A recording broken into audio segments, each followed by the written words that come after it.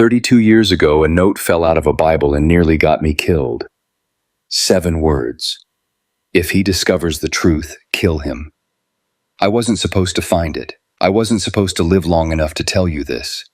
But here I am. My name's Ethan Hayes, and this is the story of how betrayal turned me into a man I never planned to become, and how the people who tried to bury me ended up digging their own graves instead. If you're hearing this right now, do me a favor, hit that like button, subscribe, and tell me in the comments where you're watching from, because I want to know how far stories like mine can travel, stories of revenge, of loss, and of building something strong from what was meant to break you. Now sit back, let me show you how a single piece of paper changed the rest of my life. 32 years ago, a note fell out of a Bible and nearly cost me my life. That's not a metaphor, it's the truth. I was 31, living in a quiet mill town called Fair Mill, Maryland. One of those places where every house looked the same, every neighbor waved the same, and every secret smelled faintly of cigarette smoke and rain. My wife Laura was a nurse at the clinic. People adored her. Our son Marcus was 7, obsessed with space and building things. Annie 5 was a tangle of curls and questions. We had a modest house, a sensible car, and the illusion of safety, and then the Bible opened. It happened on a Thursday night in March of 1993. I remember because it was raining hard enough to rattle the gutters, and my back was screaming from 12 hours under a Chevy in the shop. I went looking for Laura's painkillers. She kept them in the drawer of her home office. I didn't want to bother her. She was in Richmond again, attending one of those endless hospital conferences she'd started taking. The room smelled faintly of her perfume, clean, clinical something that didn't belong to a nurse in a town like ours. The desk was neat as always. A photograph of us at Ocean City sat by the lamp. I was reaching for the top drawer when my elbow brushed the bookshelf. That's when it happened. The old leather Bible slid forward, hit the floor with a thud, and flipped open like something gasping for air. A folded slip of paper fluttered out and landed at my feet. 7 words. If he discovers the truth, kill him. I didn't breathe. I didn't even blink. The rain outside was steady. The clock ticking above her desk sounded like gunfire. My first thought was that it was a joke, a prank, some church thing, but the handwriting wasn't random. It was tight, deliberate, written with a steady hand used to signing checks and contracts. My second thought was worse. Who was he, and who was supposed to do the killing? My name wasn't on the note, but standing in that room, surrounded by her scent and silence, I knew there was only one man who could be he. Me. The nausea came fast. I remember gripping the edge of the desk to stay upright, staring at the words until they blurred. The handwriting felt familiar somewhere. I'd seen that lean to the right. Those sharp hooks on the T and K. Maybe from one of Laura's coworkers. Or from the bank. The house felt different suddenly. Every creak a threat.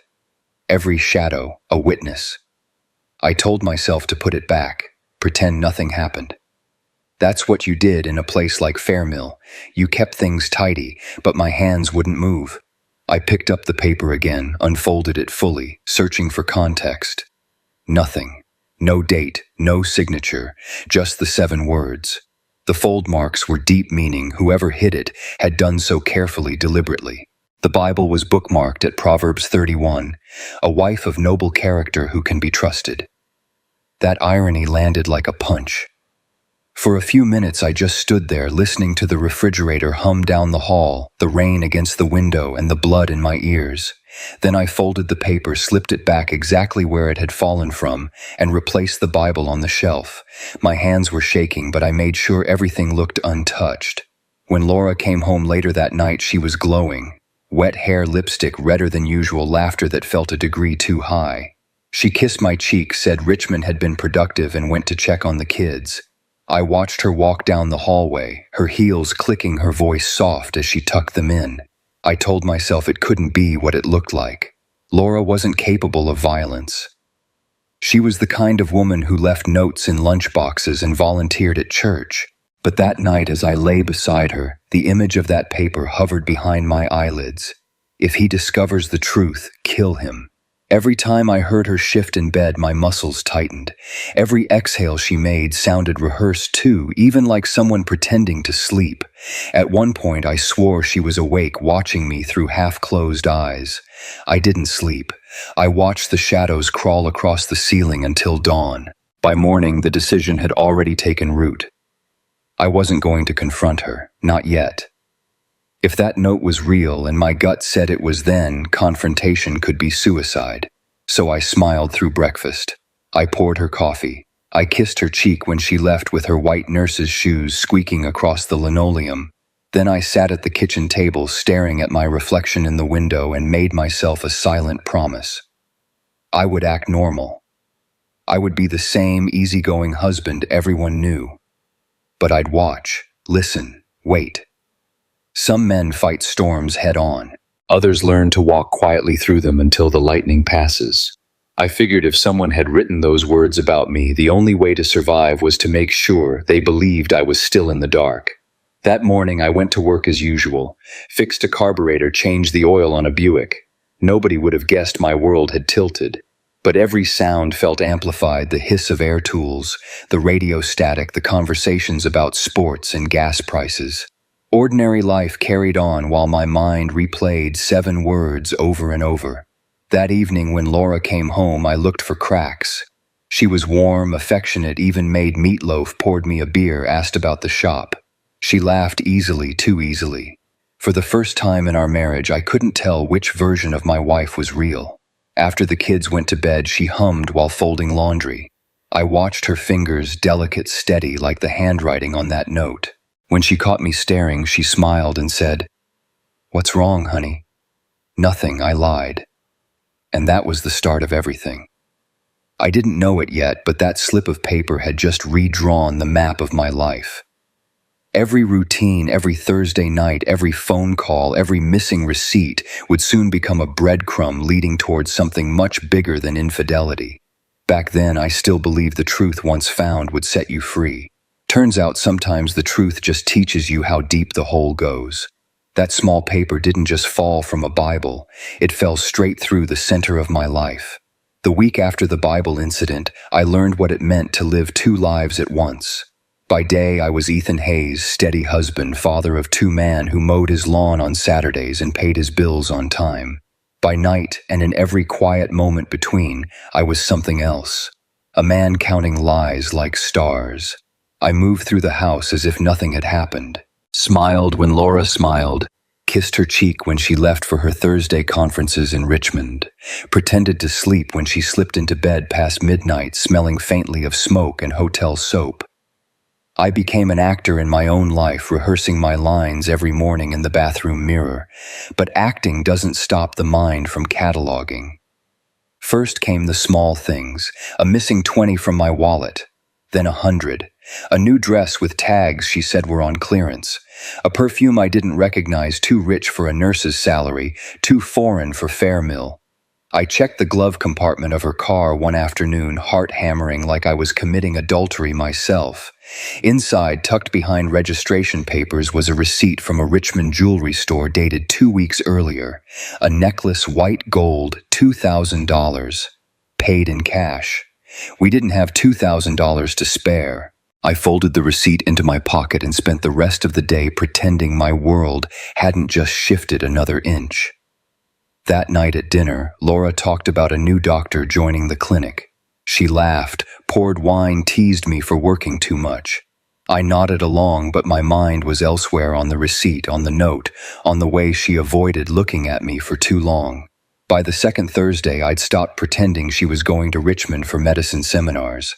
I waited until she left at 6:30 sharp, suitcase in hand, heels, clicking on the porch, that perfect nurse's smile rehearsed for the neighborhood. 10 minutes later, I was in my truck, following at a distance. The highway stretched gray and endless. Her taillights were small red dots against the drizzle. I kept far enough not to be noticed. 2 hours later, she took exit 72 toward Richmond proper, then veered off toward the suburbs. Quiet streets, lined with maples, the kind of place teachers and accountants lived. She pulled into a driveway of a 2-story colonial with blue shutters and a small front porch. Lights came on inside. She didn't come out again. I parked half a block away and sat there in the dark, the radio off, heart thudding like an engine misfiring. For all my suspicion, I wasn't ready to see proof. Some part of me still clung to the hope that it was innocent, maybe a friend, maybe work. But hope has a cruel sense of humor. I waited for an hour, rain streaking the windshield, until a woman with an umbrella walked by and startled me. I lowered the window. "Excuse me," I said, keeping my tone casual. "That house number 24, do you happen to know who lives there?" She smiled politely. Middle-aged, the nosy kind who knew everything about her block. "That's Lila Owens's place. She's a teacher over at Oakview Elementary. Poor thing's expecting any day now." "Sweet girl. Expecting," I repeated. "Oh, yes. She's got a fiancé visits from out of town. Every Thursday, like clockwork." Her umbrella tilted in thought. "You know him, handsome man, always in a hurry." I thanked her and drove off before she could ask my name. The drive back to Fairmill felt longer than the trip down. Rain pounded the roof like nails. My stomach clenched so tight I thought I might throw up. Thursday, every Thursday. I gripped the steering wheel until my knuckles turned white. It all lined up: the conference days, the expensive gifts, the cash withdrawals that had started showing up on our joint account statement. Still, something didn't fit. Laura wasn't reckless. She planned everything. And if she was seeing someone, why the note? Why the threat? If he discovers the truth, kill him. Adultery doesn't come with death sentences. This was something else. When I got home, the house felt colder. The kids were asleep. Their drawings still hung on the fridge, our family of 4 smiling under a bright sun. I stared at those stick figures for a long time, wondering how many of them would still be standing when this was over. I poured a drink, the first in weeks, and sat at the kitchen table with the receipt, a notebook, and a cheap ballpoint pen. I started writing everything I'd noticed. March 9th. Laura leaves. 6:30 p.m. Returns. 1:10 a.m. March 12th. $400 cash withdrawal. March 16th. Jewelry store receipt found. March 23rd. Trip to Richmond. License plate seen, blue sedan parked outside house 24. I wrote until my hand cramped. Something about putting it on paper made it real and less suffocating. I realized I wasn't just a husband anymore. I was an investigator in my own life. Over the next week, I studied our finances. There were withdrawals I hadn't made, odd rounded numbers. $500 here, $700 there, always on Wednesdays or Thursdays. I checked her pay stubs and noticed something stranger: deposits larger than her actual salary, extra money from somewhere. At the bank, I asked for copies for tax reasons. The teller smiled, handed them over, and I kept my face still while my stomach twisted. The transactions all linked to a secondary account, same branch, same routing, different holder. A corporate name I didn't recognize: Mid-Atlantic Trust and Medical Procurement. A shell company, or worse. By the time I left the bank, I knew this was bigger than infidelity. This smelled of something professional, dangerous. That night, Laura came home glowing again, tired but giddy, claiming she'd been promoted to regional coordinator for the clinic's new outreach program.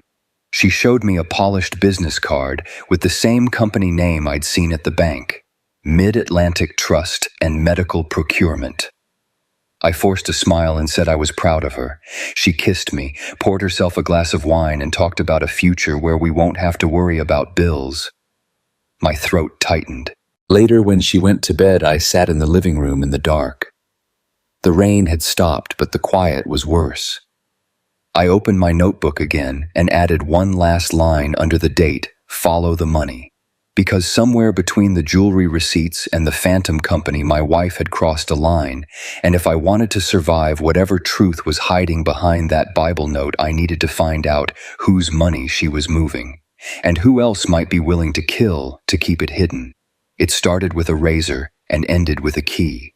A few nights after I traced the mysterious withdrawals, Laura left early for another conference. I waited until her taillights disappeared, then went to our bedroom, that quiet, immaculate space that suddenly felt like enemy territory. She'd always kept her things neat: dresser drawers folded like origami perfume bottles, aligned like soldiers.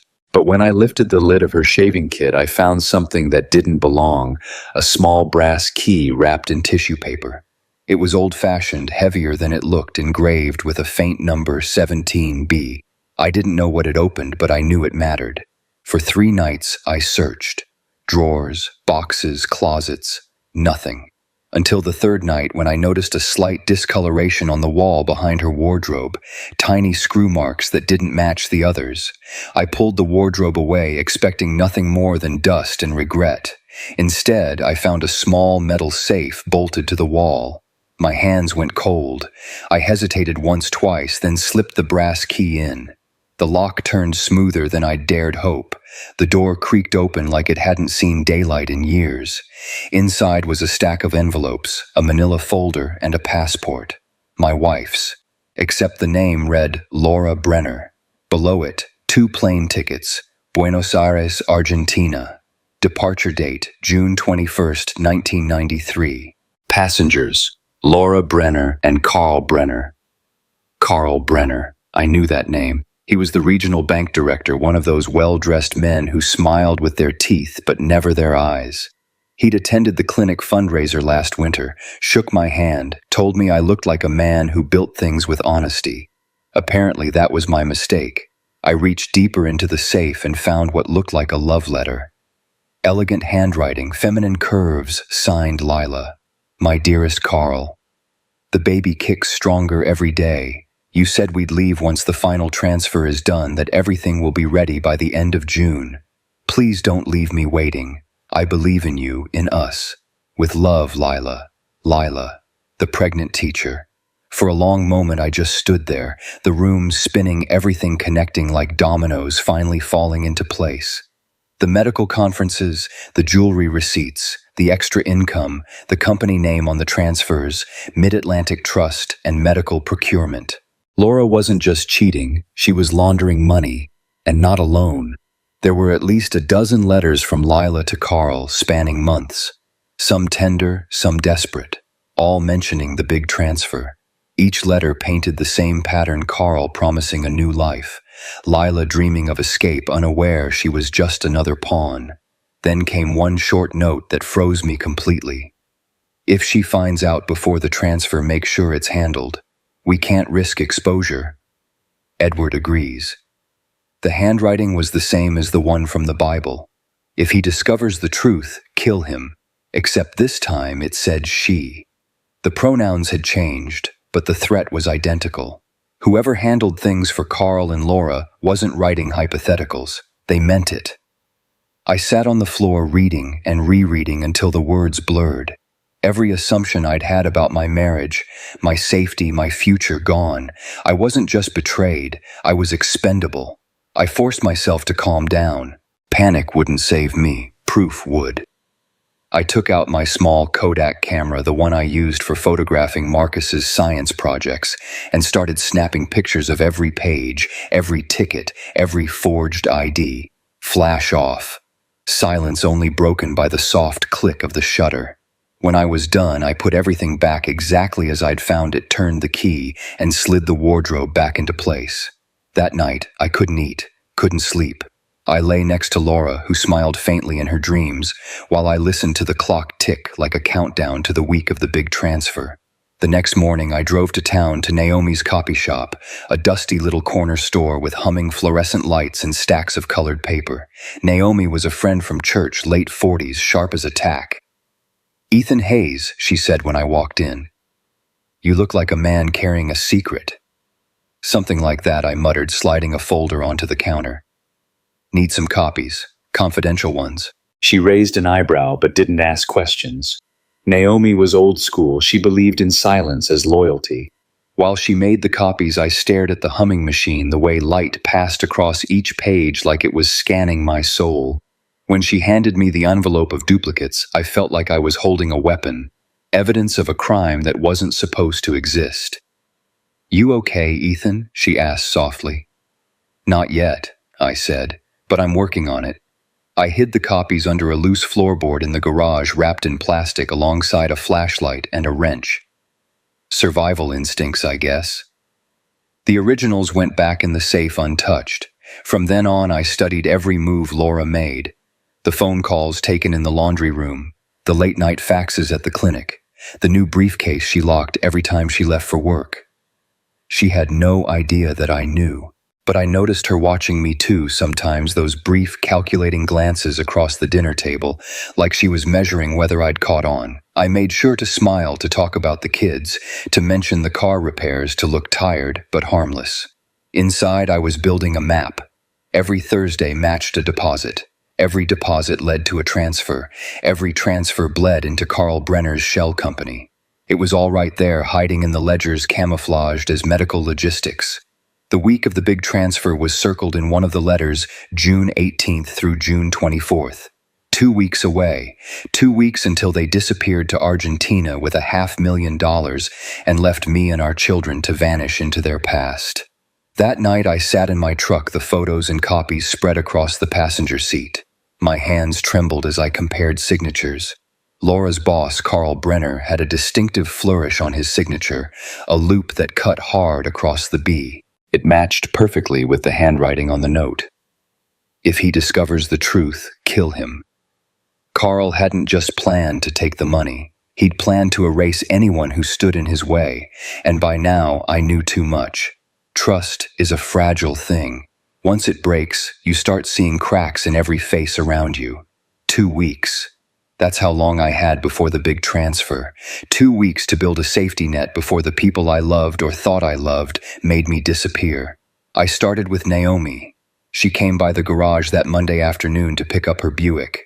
I wiped my hands on a rag and tried to look casual, though my stomach was tying itself into knots. Naomi, I said, I need a favor, the kind you don't ask unless you trust someone completely. She gave me that long, quiet stare of hers, the kind that peeled layers off a man without him saying a word. All right, she said finally. Tell me, I need to open an account. Different bank, different town, cash only. Her eyes didn't even flinch. Your wife doesn't know, no, and it needs to stay that way. Naomi leaned against her car, arms crossed.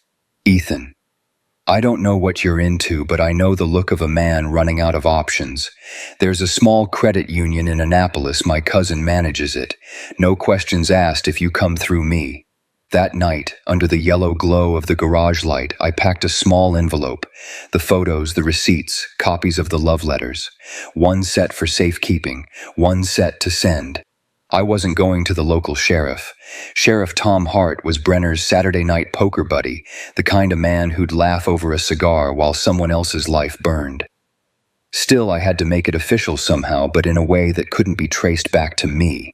That's when I heard the rumor that a federal inspector was coming to town, an accountant from D.C. sent to audit the local bank. His name was Ray Reynolds. Perfect timing or divine intervention, I didn't care which. I made sure to accidentally bump into him that Wednesday afternoon at the diner near the bank. He was mid-40s, clean-cut, the kind of man who didn't waste words. Inspector Reynolds, I said, pretending recognition. I'm Ethan Hayes. My wife's a nurse at the clinic. Maybe you've crossed paths. He nodded politely. Don't think I have, but always good to meet locals. We chatted about the town, the weather, the factory closing down. When I mentioned the bank, his eyes flicked up, curious but guarded. Lot of money moves through this place, I said, carefully stirring my coffee. Some of it feels off. He didn't bite, just studied me for a moment and said, if you have something to report, Mr. Hayes, do it through the proper channels. I plan to, I replied, keeping my tone even. Soon. That was enough. I'd made contact. The following morning, I prepared the envelope, thick, unmarked, containing photocopies of every document and photograph I'd gathered. I needed to get it into Reynolds' hands without leaving a trail. The auditors were staying at the Fair Mill Inn, owned by a widow named Mrs. Driscoll. Her 12-year-old daughter, Marietta, often played hopscotch outside the post office. I'd fixed her mother's car a month back, refused payment for the extra work. She liked me, trusted me. That afternoon, I found her skipping rope under the shade of the oak tree. Hey, Marietta, I said, smiling. You still helping your mama at the inn?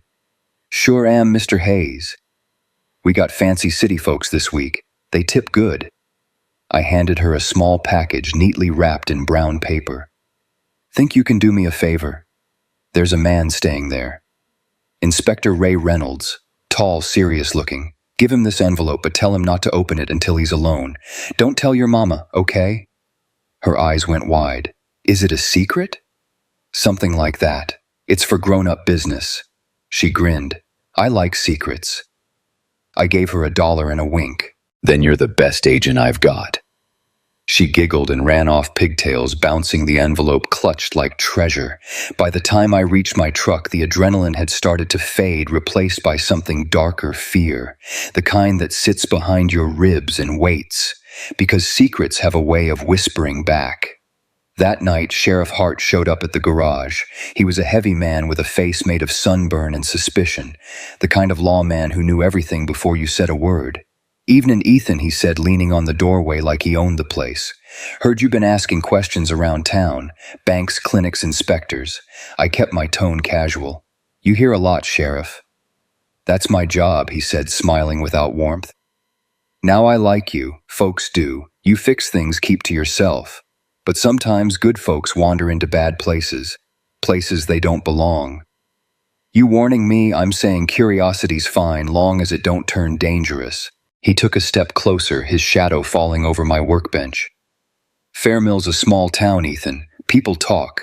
People protect their own. I met his eyes steady. You mean people like Carl Brenner? That smile flickered, gone in a heartbeat. Watch yourself, he said quietly, then left the gravel crunching under his boots. I locked the door behind him, chest tight. They knew, or at least they suspected. 2 hours later, I drove to the post office. The night air was thick, humming with crickets. I mailed another copy of the evidence to a P.O. box in D.C., just in case the first envelope vanished. When I stepped back onto the street, everything felt too still, the kind of stillness that doesn't belong in small towns after dark. That's when I saw it. A silver sedan parked across from the post office engine, idling, headlights off. The kind of car that looks unremarkable until you notice it hasn't moved for 20 minutes. I started walking toward my truck, slow, pretending not to notice. In the reflection of the shop window, I saw a silhouette in the driver's seat, smoking, watching. The cigarette ember flared once bright red in the dark. Then the car rolled away, smooth and quiet tires whispering on wet asphalt. For a long moment I stood there under the streetlight, the night pressing close, the sound of the receding engine fading into the trees. That's when I realized this wasn't just a marriage unraveling. It was a web, and I was already tangled in the middle of it. By June 20th, the air in Fairmill felt heavy enough to choke on. Even the rain stopped, as if the sky itself was holding its breath. Laura was pacing more lately. She'd stopped pretending to hide her nerves, biting her nails, checking her pager every few minutes, jumping at the sound of the phone. At dinner, she barely spoke, and when she did, her sentences came clipped, mechanical, like someone repeating lines rehearsed under pressure. I knew what was coming. The big transfer was tomorrow. All week I'd been preparing for both outcomes, justice or disaster. In the garage I'd packed a small brown suitcase, birth certificates, passports, a few hundred in cash, and the small wooden toy Marcus made for me last Christmas. If things went wrong, I'd grab the kids and disappear before anyone could stop us. It's funny how you learn to move quietly when you think your life depends on it. I slept in fragments, ears tuned to the creak of every floorboard, every whisper of movement in the hallway. That night, Laura came home late, hair damp from rain, a briefcase clutched too tightly in her hand. She didn't notice the way I watched her. She poured herself a glass of wine, hands trembling so badly that a drop slid down the side of the bottle. Then she went into the den, shut the door, and made a phone call. Her voice was low, urgent, almost breaking. No, listen. Everything's ready for tomorrow. After it's done, we go straight to Richmond. No delays. You hear me? I can't afford no. I won't afford another mistake. Then silence. A few seconds later, the door opened. She smiled at me, like nothing had happened, like she hadn't just confirmed every suspicion I'd spent months piecing together. Can you believe how hot it is tonight? She said, forcing a laugh. Yeah, I said. Feels like a storm's coming. We went to bed in that suffocating quiet married couples know too well. She turned away from me, pretending to sleep. I stared at the ceiling, replaying every choice I'd made, the envelope to Reynolds, the letters, the copies hidden under the floorboard. Would he believe it? Would the feds act in time? Or would Laura and Brenner vanish before dawn with $500,000 and leave me as the idiot husband holding the wreckage? Around 2 a.m. I must have dozed off because the sound that woke me felt like an explosion, the kind that tears through dreams before your mind catches up. Sirens. Not one, but several.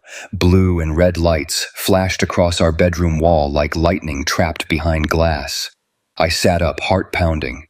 Through the blinds, I saw them police cruisers, black SUVs with FBI lettering speeding down toward Main Street, toward the bank. It was happening.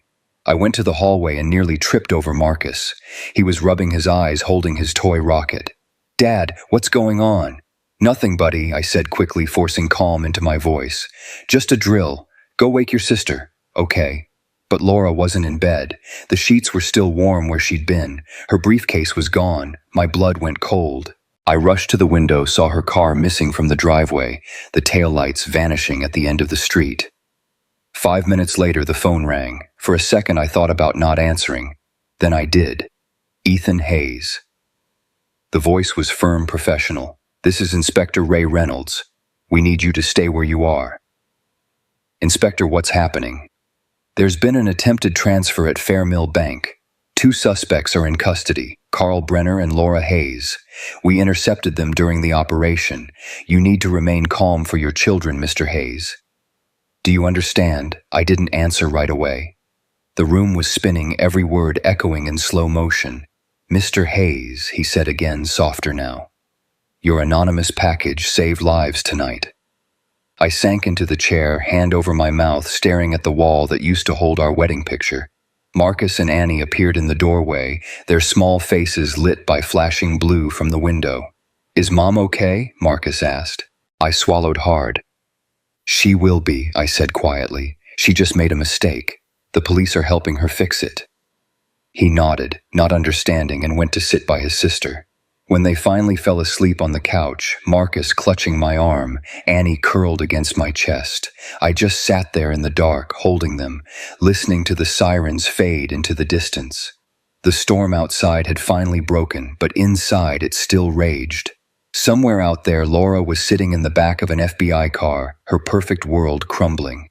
And me, I was just a man in a small house holding 2 sleeping children, realizing the truth had finally done what it promised. It had set us free. By morning, Fair Mill wasn't a town anymore. It was a stage. Every window, every porch, every whisper in the diner belonged to the same story, the Bible tip case. That's what the papers called it. Someone had tipped off the feds with evidence hidden inside a Bible, and it had blown the lid off a criminal network connecting the town bank and the clinic. The story spread faster than the truth ever could. By noon, television crews rolled in from Baltimore. Reporters stood in front of Fair Mill Bank while rainwater dripped off their umbrellas, rehearsing lines about betrayal, greed, and small-town corruption. At the center of it all was one headline that made my stomach turn: beloved nurse and bank executive, charged in multi-million fraud scandal. Laura Hayes, Carl Brenner, wire fraud, embezzlement, conspiracy. And me, the husband everyone pitied, the betrayed husband. That was the label they gave me, printed on front pages and whispered at church. People spoke to me softly now, like I'd survived a car crash. They brought casseroles, offered condolences for a wife who wasn't dead, but might as well have been. They didn't know I was the one who'd lit the fuse. For 2 weeks straight, the courthouse was a circus. I was called in for questioning 3 times, first by the local police, then by the feds. They wanted to know how much I'd known when I'd known it, whether I'd ever moved any of the money myself. Each time I told the truth. About the note, the safe, the photos, the letters, about sending the anonymous package. At one point, an agent leaned forward, his tone soft but heavy. "Mr. Hayes, if what you're saying is accurate, you could have been killed." "I know," I said, "but someone had to stop them. They let me go without charges, but freedom has a price, and mine came with a foreclosure notice. Our house was seized as part of the investigation. Asset recovery, they called it, because the mortgage payments had come from Laura's joint account, technically funded by stolen money. The law didn't care that it was my sweat keeping the lights on. So one hot July afternoon, I packed up what was left of our life into cardboard boxes. Marcus and Annie watched as movers carried out furniture we'd bought secondhand when we first got married. Annie kept asking when we were going back home. I didn't have the heart to tell her there was no home left to go back to. We moved into a low-rent apartment on the edge of Baltimore. Peeling paint, flickering lights, a single bedroom that smelled faintly of bleach and regret. I slept on the couch so the kids could share the bed. At night, after they fell asleep, I'd sit by the window with a beer gone warm and listen to the city outside, sirens, laughter, lives moving on. The news played on repeat, Laura's face on every channel, the once respected nurse, her mugshot framed beside Carl Brenner's. The commentators used words like mastermind, trusted professional, tragic fall. No one mentioned me except as a footnote. The man she betrayed, the fool who didn't see it coming. They didn't know about the note. They didn't know that the real tragedy wasn't just losing her. It was realizing she'd once looked at me the same way I now looked at her, as someone already gone. I tried to keep normal for the kids. Made breakfast, walked Marcus to summer school, read Annie bedtime stories until she drifted off. But when the apartment went quiet, when the weight of the day settled, the silence hit harder than any verdict. Some nights I replayed everything: the Bible falling, the flash of blue lights, the look on Laura's face when they cuffed her outside the bank. She hadn't cried, not once. She just stared straight ahead, as if the world had finally caught up to a plan she'd known would always end badly. Maybe she'd loved me once. Maybe she'd convinced herself she still did, right up until the moment she realized I wasn't worth saving. I don't know. I stopped asking those questions when I realized the answers wouldn't change anything. One evening, Marcus came out of the bedroom holding the same tattered Bible. "Dad," he asked, "is this the one Mom used to read?" My throat tightened. "Yeah," I said softly. "That's the one." He opened it, ran his fingers across the thin pages. "Do you still believe in it?" I thought about the note, about the 7 words that tore my world in half. "I'm trying to," I said. After he went back to bed, I sat there alone, staring at that Bible on the table. Its leather was worn, edges frayed, spine cracked, like it had survived something that should have destroyed it. Just like me. Outside, thunder rolled over the city, distant but building. I thought I'd buried that note with the trial. But the past wasn't done with me yet. Loss doesn't end when the trial does. It lingers in the smell of an empty house, in the shape of a pillow still indented where someone used to sleep. By 1994, Fair Mill was behind me like a burned bridge. I'd sold what little the government hadn't seized, packed up the kids, and driven east until the skyline of Baltimore rose like a promise I didn't yet believe in. We rented a narrow row house on the edge of Locust Point, cracked walls, leaky roof, but it had a garage out back. I turned it into something new, Hayes Carpentry. It started small. I fixed pews for St. Mary's Church in exchange for their old tools, built tables for the cafe down the street, repaired chairs for the school library. The work kept my hands busy and my mind quiet. Wood doesn't lie. You cut it straight, it stays straight. You treat it wrong, it shows you every scar. Naomi, loyal as ever, came down from Fair Mill one weekend, bringing with her a check for $2,000. "Consider it an investment," she said, setting it on my workbench. "Not charity. You'll pay me back when you're ready." That money bought me lumber paint, a sign above the door, and for the first time since the arrest, a sliver of purpose. The shop became our second home. Marcus helped sandboards after school, face streaked with sawdust like war paint. Annie swept the floor and drew little hearts on scraps of pine. Sometimes when I worked late, they'd fall asleep on a pile of blankets in the corner while the smell of fresh-cut oak filled the air. I was still haunted, of course. I'd hear Laura's voice in the quiet moments, the way she said my name before it meant danger. Sometimes I'd dream of that note falling again, only this time it said, "If he forgives her, kill him." But daylight has a way of softening even the sharpest ghosts. Baltimore wasn't kind, but it was honest. The city didn't care about my past, only about whether I could build something that didn't fall apart. By 1996, the shop had regular customers. Churches, schools, a few private clients. Word spread that I was the man who could make furniture that lasted the kind you passed down. The kids were growing too fast. Marcus started asking questions I couldn't answer. Do you still love Mom? Why do people do bad things? I told him love doesn't vanish. It just changes shape. Annie, more tender, simply said she missed her mother's singing. I missed it too, though I'd never admit it out loud. Then came that night, the one that shifted everything again. It was late autumn, the kind of rain that felt endless. I was closing up the shop when someone knocked on the door, soft, hesitant. When I opened it, a woman stood there soaked to the bone, clutching a baby under a thin shawl. Her face was pale, her hair stuck to her cheeks, and for a second I didn't recognize her. Then she looked up and the years between us folded in half. Lila Owens, the pregnant teacher from Richmond, the woman whose letters I'd found in Laura's safe, whose name was inked beside Carl Brenner's lies. She looked like someone who'd run out of road. Ethan, she said, voice trembling. I didn't know where else to go. The baby whimpered in her arms. I stepped aside. Come in before you both freeze. She crossed the threshold slowly, like she wasn't sure she was allowed to. The smell of rain followed her in, mixing with the cedar and varnish. I handed her a towel and she clutched it like a lifeline. I didn't know, she whispered, eyes darting to the floor, about any of it. Carl told me he'd leave with me. He promised he'd send for us once things were safe. Then she broke off, shaking her head. When I went to find him, they told me he'd been arrested. Everything we had was gone. I've been staying in a shelter. Her voice cracked on the last word. I didn't know what to say. Every instinct in me wanted to recoil. She was part of that whole rotten web. But then I looked at the baby cheeks flushed with cold, tiny hands clenched against hunger, and something inside me softened. Sit down, I said quietly. You and the little one look like you could use something warm. She hesitated, then obeyed. The baby started fussing and she rocked him gently. His name's James, she said, after my father. We sat in silence for a long while, listening to the rain. When she finally spoke again, her voice was steadier. I heard what happened.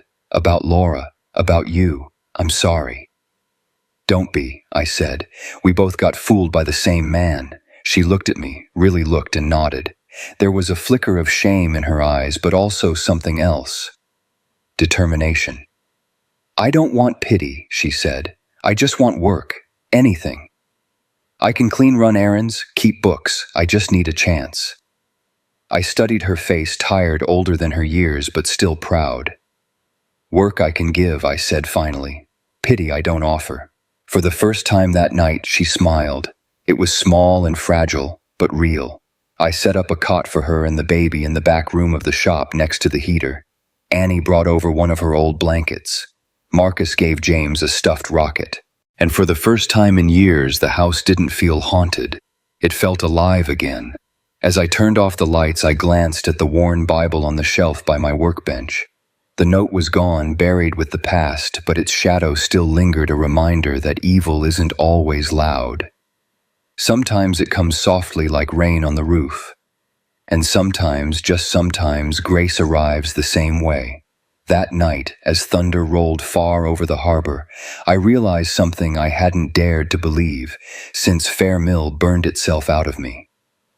Life had cracked open again, and through the crack, something green was starting to grow. When the rain finally stopped, Baltimore smelled of wet asphalt and new beginnings. But not for me, not yet. For weeks after that night, I kept my distance from Lila and the child. She stayed in the back room of the shop, rising before dawn to help clean the sawdust and polish finished tables. The baby James slept in a wooden crib I built from leftover oak. He had Brenner's eyes. Every time I saw them, something sharp twisted in my chest. I'd found her letters once folded neatly among Laura's things. Carl, my love. I can't wait to hold you, and the life growing inside me.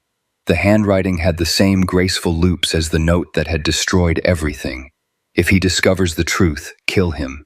And now she was here washing dishes in my sink, humming lullabies to a baby that shouldn't even exist. I told myself she was a reminder of what lies can build and what they can ruin. But the truth was simpler. I couldn't throw her out. Not with that child in her arms, not after knowing how it felt to be left with nothing. So she stayed, and little by little, the edges between us began to soften. Lila had a sharp mind for details, the kind of precision I respected. Within weeks, she was keeping track of my orders, balancing invoices, and politely negotiating with suppliers who'd always tried to undercut me. She started labeling everything in tidy handwriting: birch, 8 feet varnish, elm finish, to deliver by Friday. Before long, she'd taken the chaos out of my workbench and turned the workshop into a small, breathing business. Hayes' workshop, she said one morning, brushing flour off her hands after baking biscuits for the kids. That's what we should call it. Not just a carpentry shop, something people remember. I shrugged. People don't buy a name, they buy good work. She smiled, not arguing, just writing the name neatly on a paper tag and pinning it to the front door. By spring, people started remembering. Orders came in from cafes, schools, even a local hotel that wanted custom furniture. Word spread that the man who once worked for the church now made the best hand-carved tables in Baltimore. And behind every order, quietly managing bills, deliveries, and receipts, was Lila. We never spoke about Brenner or Laura. The silence was our agreement, the border neither of us would cross. But I think we both understood something wordless. We were survivors of the same storm. Some evenings after closing, we'd share coffee in the small kitchen behind the shop. Marcus would be doing homework. Annie would hum to the baby. Sometimes Lila would tell stories from her teaching days, and for a few minutes the world didn't feel like a wreck we were trying to rebuild. One night she said quietly, "I used to think love was the thing that made life worth living." She looked at the baby sleeping in the next room. "Now I think it's the thing that almost killed me." I nodded. Love's a fine word until someone uses it like a weapon. She smiled sadly. And yet we're still here. It wasn't affection between us, not the kind that keeps you warm. It was something colder, more honest recognition. Two people who'd seen the worst and chosen to keep standing. By late 1997, Hayes' workshop had outgrown its cracked garage walls.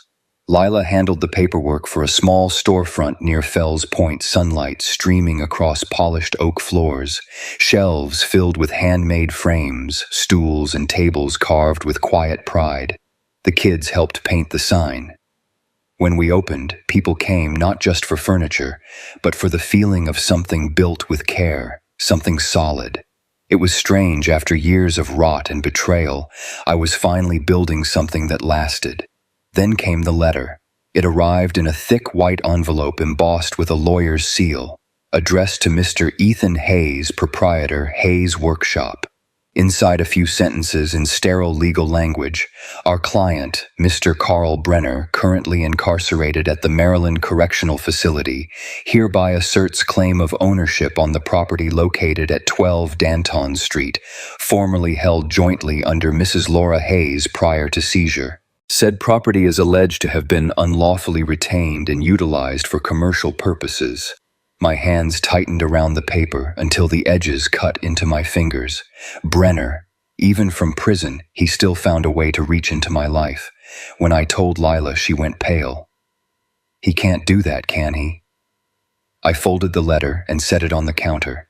"He already has." For a long time, neither of us spoke. The baby stirred in the next room. Then she said quietly, but with steel in her voice, "We've both built something honest from their lies. If he wants to take it, he'll have to go through both of us." I met her eyes, and for the first time I believed her. The storm was coming again, but this time I wasn't facing it alone. By 2001, the workshop smelled not of sawdust and varnish, but of something rarer: stability. Business was steady, the kids were thriving, and for the first time in a decade I could look at my reflection and not see a man running from the past. Then the past found me anyway. It came in the form of another letter, thicker this time, the paper heavier, the ink colder. Brenner v. Hayes. Carl Brenner had been released early for good behavior. His lawyers now claimed that Hayes' workshop was built on assets originally tied to Laura Hayes' estate, and therefore to him, her alleged business partner. The gall of that man was almost admirable. By then, my name meant something in Baltimore. Hayes' Workshop had grown into a respected local brand, handcrafted tables, custom cabinetry furniture with soul. Annie had joined as an apprentice, sketching elegant designs that drew new clients. Marcus was away at Johns Hopkins, studying mechanical engineering, but he still came home on weekends to help with repairs. I'd built a quiet, decent life, and here came Brenner crawling out of the dirt, trying to bury it again. When the court summons arrived, I didn't curse. I just sat at my desk, folded the papers carefully, and exhaled. Looks like we've got company from the ghosts, I told Lila. She didn't even blink. Then we'll show them the living have longer endurance. The trial started in spring. Brenner walked into the courthouse, thinner, older, but still carrying that same smug shadow in his eyes. He had a new lawyer, young, slick, confident. They tried to paint me as the thief who'd profited from misappropriated marital property. It almost worked, until I brought out what I'd kept buried for 8 years, the photographs, the documents, the note that started it all. Inspector Ray Reynolds, now retired, came back just to testify. I hadn't seen him since the investigation. His hair was white, but his voice still cut sharp as steel. He told the court exactly how the fraud had worked, how the anonymous envelope mine had triggered the federal audit that saved hundreds of workers' pensions, how Brenner and Laura had orchestrated the theft and tried to pin the fallout on me. At one point, Brenner lost his composure. "You think you're some damn hero," he shouted across the room. "You were just lucky." The judge silenced him, but the damage was done. The courtroom could see him for what he was, a man who still couldn't admit his own guilt. When the verdict came, it wasn't dramatic. The judge's voice was calm, almost indifferent. "This court finds no grounds for Mr. Brenner's claim. All rights to the property and business remain solely with Mr. Ethan Hayes." Just like that, it was over. Lila cried quietly in the hallway afterward. I didn't. I just felt emptied. We could have sued him for damages, for defamation, for emotional distress, for the years he'd stolen from us. But I didn't. Forgiveness isn't something you feel. It's something you decide when you're too tired to keep bleeding. I told Lila, "Let him carry his own wreckage. We've got things to build." The years that followed were good ones. Marcus graduated, got a job designing bridges, said he learned patience from watching me shape wood. Annie took over design at the shop, adding curves and color I never would have dared. Hayes' workshop became a small Baltimore legend, the kind of place where people ordered furniture for weddings, new homes, first babies, things that held weight. By 2015, I was 63. My hair was gray, my hands slower, but every morning I still opened the shop, ran my fingers along the grain of new wood and thought, "This right here is what survival looks like." Then one afternoon, a shadow appeared in the doorway. He was thinner now, hair white as the dust that floated through my workshop. He leaned on a cane, his suit hanging loose on his frame. "Ethan," he said softly, "it's been a long time." "Not long enough," I replied, setting down my tools. Brenner looked around the tables, the chairs, the scent of life built from labor. His eyes lingered on a cradle I'd been finishing for a client. "I came to ask, not for money. Not even forgiveness, just to see what you made of it all." I studied him, this man who once wrote, "If he discovers the truth, kill him." For years I'd imagined this moment, revenge, anger, closure. But when it came, all I felt was a strange quiet. I walked to a nearby workbench and picked up a chair I'd just finished, solid oak, clean lines, no decoration, but strong enough to last a lifetime. "This is what I build now," I said, placing it gently in front of him. "Things that hold weight and don't break." He looked at it, then at me. His lips trembled. For the first time, he had no words. He sat down slowly, testing its strength, and when it held, he nodded. Then he left, moving like a ghost, disappearing back into the light. I watched him go, feeling no victory, no bitterness, just peace. Some wounds don't close, they turn into wood grain. You sand them smooth, but they're always there, shaping the way the light falls. And maybe that's all any of us can do, keep building things that don't break, even when we once did. Baltimore mornings have a certain kind of light, soft, forgiving. The sun slides through the high windows of my workshop, glinting off the dust that hangs like gold in the air. It's quiet except for the hum of an old fan and the gentle creak of wood expanding in the warmth. That's where I sit now, 63 years old, my hands still rough, my back bent a little more than I'd like. There's a mug of black coffee cooling beside me, and on the workbench in front of me lies a folded piece of paper, yellowed, fragile, the same note that fell from a Bible 32 years ago. 7 words that were supposed to be my death sentence. If he discovers the truth, kill him. I keep it not as a wound but as proof that even the ugliest thing can become a cornerstone if you live long enough to see what it meant. That note was supposed to end me. Instead, it started the rest of my life. Behind me, the workshop smells of cedar and polish. On one wall hangs a photograph of Hayes' workshop at its first grand opening back when the sign was hand-painted and crooked. Next to it, a newer picture, Marcus in a hard hat standing in front of a bridge his firm built in Dallas. Annie smiling beside a line of her own furniture at a design expo. They both have their mother's eyes but their hearts, those they built themselves. Marcus runs a full company now, Hayes & Sons Interiors, though I keep telling him to drop the sons part. It's just you, kid, I say, and he laughs. Annie stayed closer to home running a small studio in Fells Point. She still comes by every Sunday bringing coffee and stories about clients who pay too much for tables with fake distress marks. Dad, she says they call it vintage. You used to call it honest wear. Maybe she's right. Maybe both are true. And then there's Lila. She's still here. Gray hair now, eyes softer, laughter still warm. She lives upstairs, helps keep the books. Keeps me from forgetting to eat. We never married, never needed to. We built something different, steadier than romance, quieter than love. A kind of friendship born from shared survival. Sometimes in the evenings, she'll hum an old tune while I sand the edge of a chair. The baby she once held, James, is grown now, a teacher in Vermont. Life has a way of circling back toward light if you give it enough years. I run my fingers over the wood grain of the table before me. The scars in my hands mirror it perfectly. Every line, every ridge, each telling a story of something that hurt and healed. I used to think aging meant losing pieces of yourself. Now I think it's the opposite. It's collecting them all, the broken shards, sanding them until they fit. I look at the camera lens in front of me, the same way I once looked at strangers on a bus. People who'd never know the whole story. If you're listening, I say my voice steady but low. Remember this, we don't get to choose what breaks us, but we do choose what we build after. I pick up the note, unfold it one last time.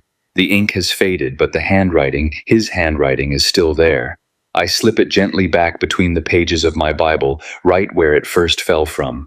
Then I close the cover, press my palm against it and smile. Sometimes I whisper, God hides his blessings in the handwriting of your enemies. Outside, the light shifts gold to amber, and the dust in the air looks almost holy. I take another sip of my coffee, turn toward the workbench, and begin again.